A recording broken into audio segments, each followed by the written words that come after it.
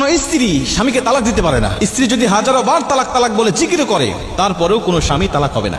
অথচ আজকে দেখতে পারি অধিকাংশ স্ত্রীরা স্বামীকে তালাক দিয়ে অন্য পুরুষকে গ্রহণ করে নিচ্ছে। অধিকাংশ স্ত্রীরা আজকে স্বামীকে তালাক দিচ্ছে, যতটা পুরুষ স্ত্রীকে তালাক দেয় তার থেকে অনেক অনেক গুণ বেশি স্ত্রীরা স্বামীকে তালাক দেয়। আর এর জন্য মেন দায়ী যেটা, সেটা হলো আমাদের দেশের কিছু অশিক্ষিত কাজী, যাদের ন্যূনতম শরীয়তের কোনো মাসআলা মাসাইলের কোনো জ্ঞান নাই।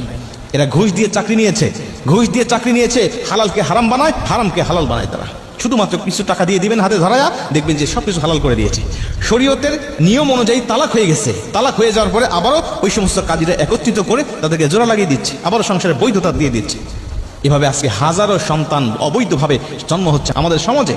একটা স্ত্রী যদি স্বামীকে তালাক দেয়, তালাক হবে না। আর এভাবে যখন কোন স্ত্রী স্বামীকে তালাক দিয়ে অন্য পুরুষকে গ্রহণ করে নেয়, কারণ আজকে স্ত্রীরা তালাক দেয় শুধুমাত্র যেটা মেন কারণ, সেটা হলো অন্য পুরুষকে ভালো লাগার কারণে।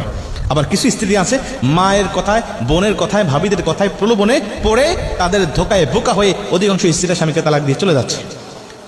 মা বাবার বাড়ির কথা শুনে অধিকাংশ স্ত্রীরা তালাক দিচ্ছে আজকে।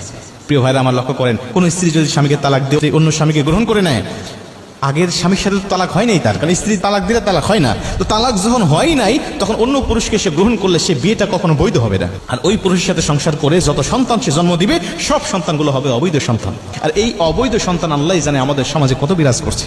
এভাবে দেখবেন যে আবার কিছু বিয়ে আছে, দেখবেন যে স্বামী স্ত্রীর তালাক হয়ে গেছে, শরীয়ত সম্মতভাবে তালাক হয়ে গেছে,